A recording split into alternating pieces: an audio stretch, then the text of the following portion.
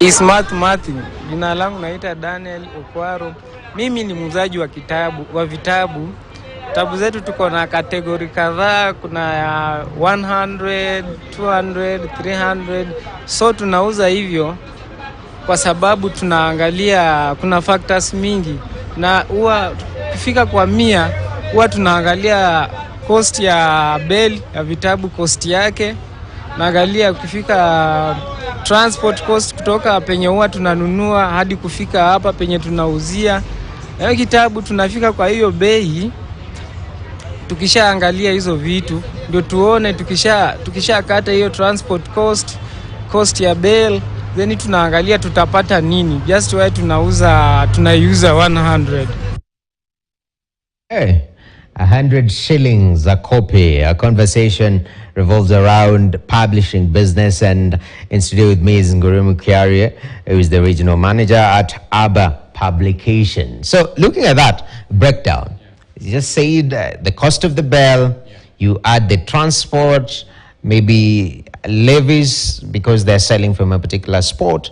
For somebody who wants to publish a book, what costs goes into bookmaking? So, you want me to talk about his cost versus our cost, or what? Exactly. We can start with their cost, then come to you. Yeah, sure. So their cost is pretty much very simple because they don't have a publishing cost.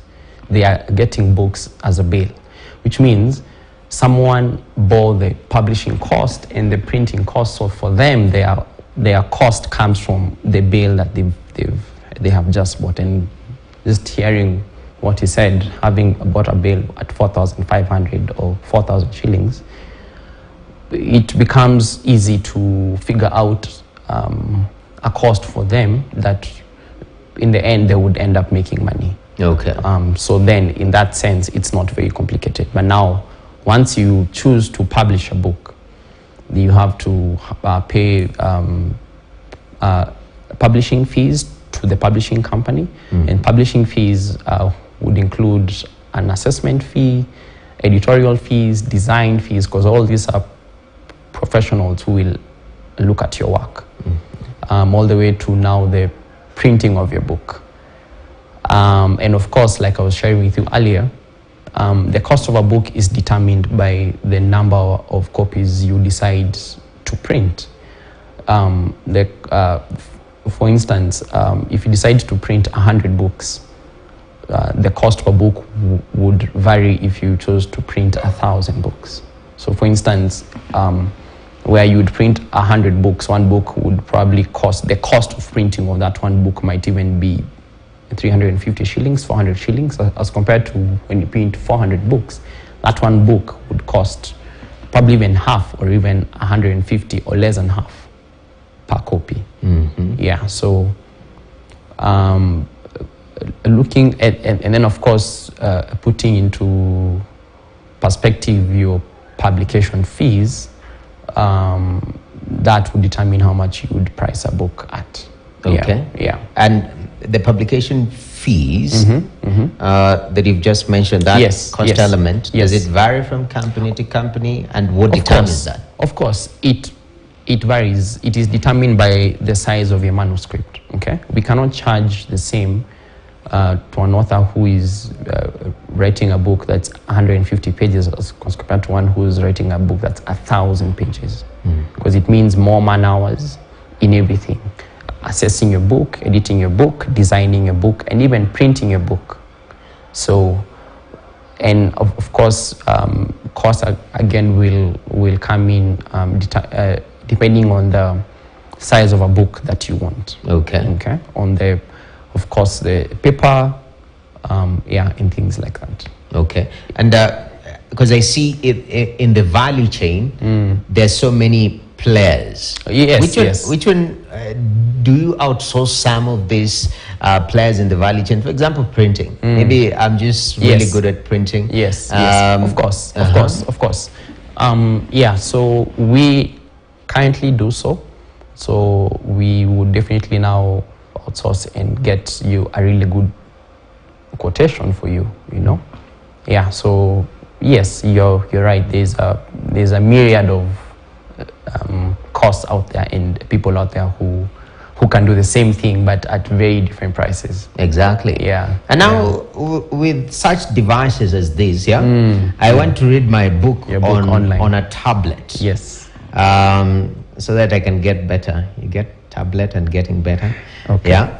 So, I mean, technology sort of kicked in, and it's one of those disruptors. So if you are published and you're doing hard copy books, is it a dying art compared to this disruption that PDFs are bringing? I wouldn't say it's a dying art. Of course, once we went digital, our numbers in terms of sales really reduced. But I wouldn't say it is a dying art necessarily. For us, what we did, we took our books into Amazon Kindle so that most of our authors have their books there, so that from wherever you are in the world, even if you cannot get a physical copy, you can still read the book online. But there are still book lovers who love the smell of books and the texture of books, you know.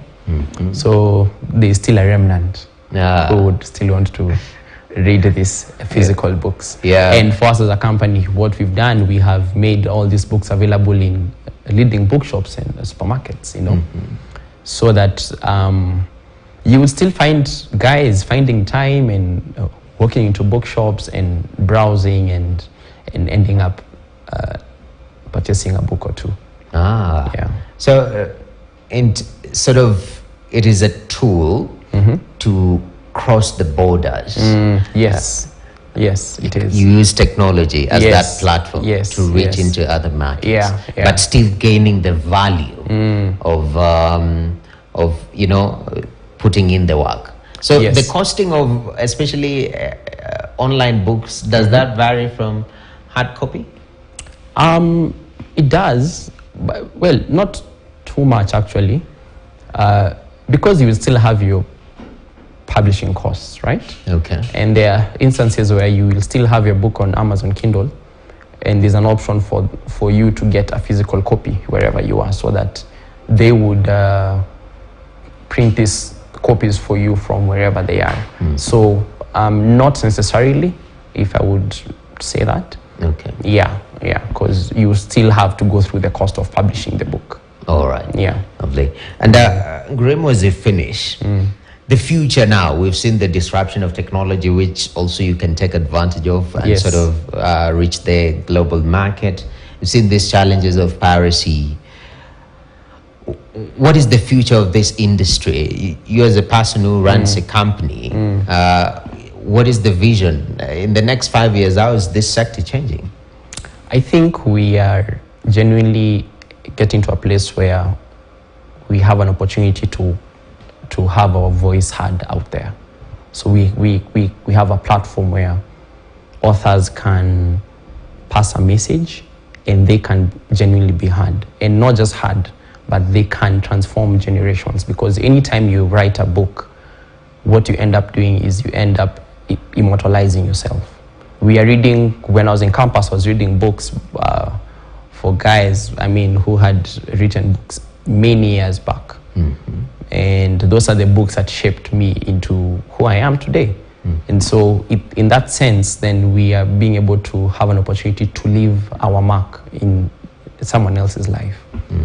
And so that is a big tool, you know.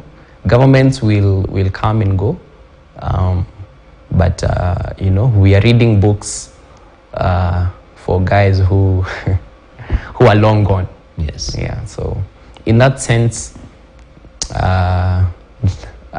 to me, that is a big mark we are leaving in society. Definitely. Yeah. People should step up and immortalize their thoughts. Yeah. But they need to make sure they write books when they are dads. Wow.